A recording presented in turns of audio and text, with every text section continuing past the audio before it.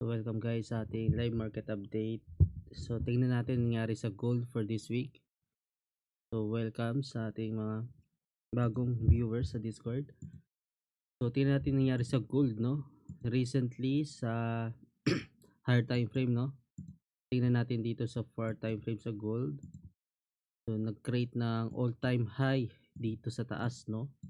Then after ng all-time high, so expected and anticipated na natin na magkakaroon niya ng pullback or profit taking, which is nangyari yan recently. So nakita natin nag-pullback siya ng almost 700 pips, no? Makita natin mga confirmation natin sa pullback na yan. So dito sa 1 hour time frame, so makita natin dito price above key level, makita natin key level dito.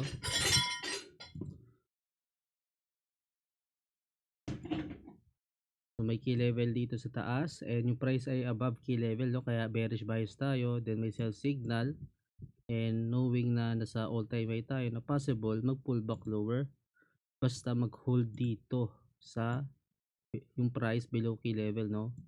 So nakita natin nag hold below key level, then nakita natin yung rejection ng candle na ito, nagkaroon ng bearish momentum and anticipated pullback. Nakita natin nag drop pa siya hanggang i-retest yung key level dito.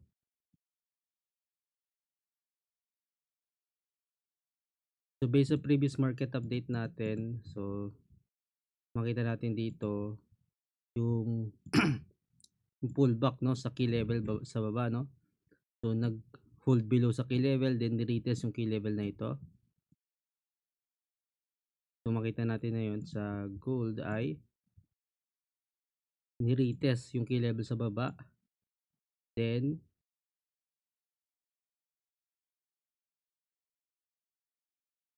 nag pullback lower, then nakita natin dito nagkaroon ng bullish move, no? So ito yung sinasabi ko kanina nung prior market update, no, na maganda mag-enter ng buy position if ang price ay below key level, no? Example dito, price ay below sa key level na to, no? And nakita natin nag pull back higher, so pwede ka mag buy dito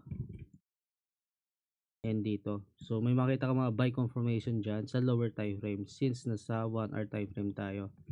And nakita natin ni-retest yung key level sa taas, and na yun naman continue yung bearish move sa next session. And recently nag-share din tayo ng trade idea sa gold, no, na sinend natin sa group natin. Makita natin na nagkaroon ng bearish momentum dito. Then may dalawang key level tayong binabantayan dito, is ito yung 3,720 key level, ito yung previous key level na possible i-retest sa market based pa lang sa price action and momentum ng candle na malakas yung bearish momentum, kaya possible i-retest yung key level sa baba, no? Then yung bullish bias natin if mag-hold above dito sa 3,735 key level, no? And possible i-retest yung level dito sa taas. And tingnan natin yung current market price. So sa 4 time frame,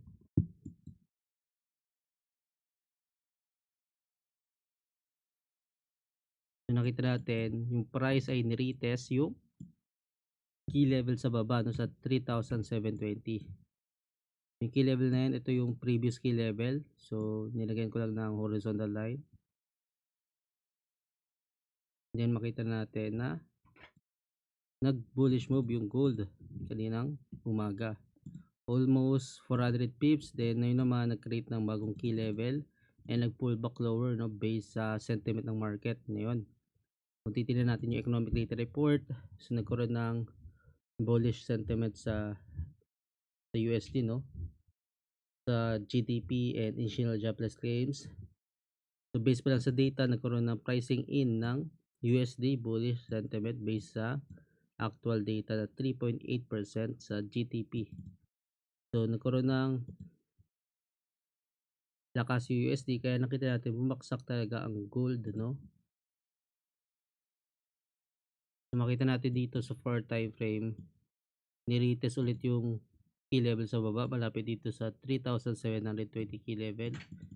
And tingnan natin yung lower time frame, no? So ano ba yung next na possible gawin ng gold, no? So, makita natin dito.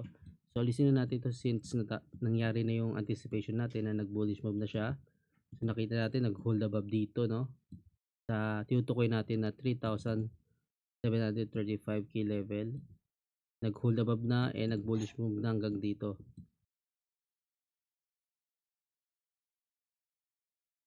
So kaninang hapon nagkaroon ng sell signal. After mag-bullish move, doon naman nagkaroon ng pullback lower, no? And retest ulit yung key level sa baba. So right now, bullish bias tayo sa gold. So same pa rin yung bias natin as long as mag-hold above dito sa key level, no?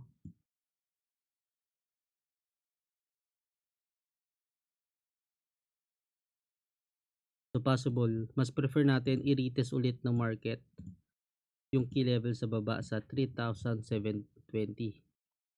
Then titingnan natin yung mag-hold dito, magkaroon ng buy confirmation, buy signal, bullish momentum, no? And rejection sa key level.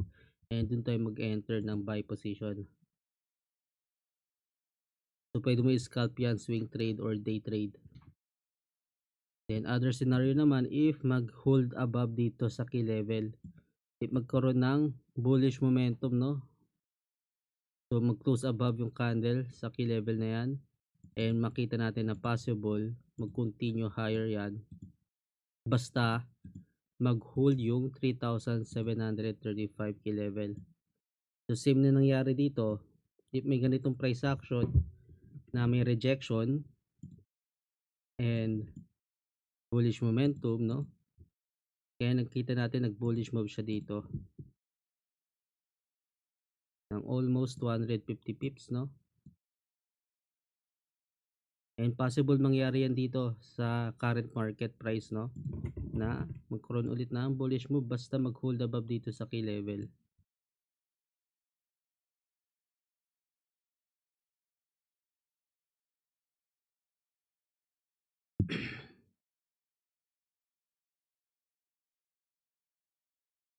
Sa Bitcoin naman, tingnan natin yung nangyari sa Bitcoin. So bearish pa rin ang Bitcoin natin. So nakita natin to nung previous market update, yung buy signal, and nakita natin nag-bullish move siya. Then meron naman recently sell signal and nag-bearish move. Yan mga pullback move, no? So right now, so bullish bias tayo sa Bitcoin, no? Price below key level, bullish bias. Na possible mag-pullback higher yan. And i-retest yung key level sa taas. Key level dito.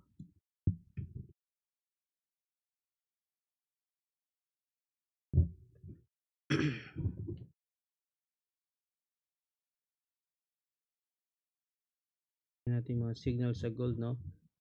So marami tayong signal dito na yun. Ito yung pinaka kanina sa sell signal sa gold, yung 30 minutes time frame. Ito yun, yung sa taas.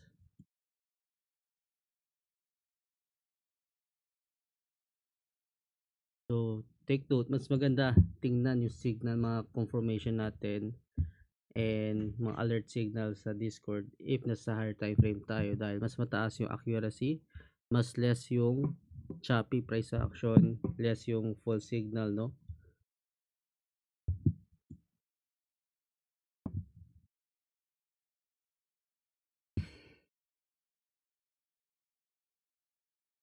So sa Friday na yung PCE report sa US, and mostly ng key data sa US is na release na for this week.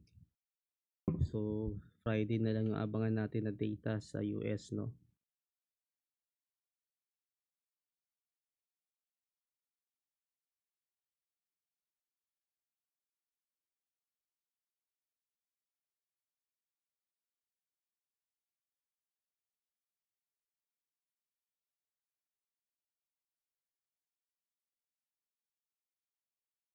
Tingnan natin sa 30 minutes time frame. So yung hard time frame candle sa gilid, pwede natin i-bind yan sa settings ng trading system, no? So dito makita nyo yung higher time frame candle. Punta lang kayo sa settings, no? Kiklik nyo lang to sa upper left.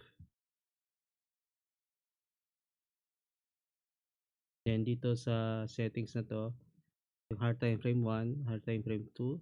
So pwede nyo palitan yan. So since nasa 30 minutes time frame tayo, nakikita lang natin yung higher time frame 2, no? Yung 60 minute or yung 1 hour time frame.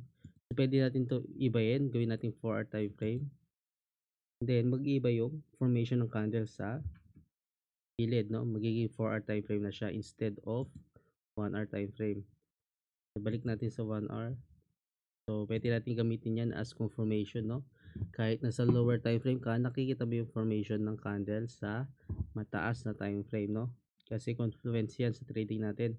So wag lang tayo mag-base sa isang candle kasi yung time frame, so pare-parehas lang yan ng price. Iba lang yung formation or confirmation sa ibang time frame, no? So pwede natin gamitin yung mga iba't ibang time frame as confirmation, no? Wag lang tayo mag-focus sa isang time frame, no?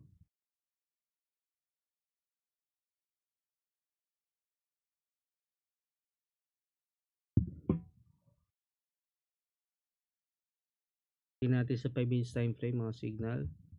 So nung nag-pull back yung gold dito sa key level, no, nagkaroon ng buy signal. Then nag-bullish move siya dito. Dito naman makita natin bumaksak, then tumaas yung price sa key level, no.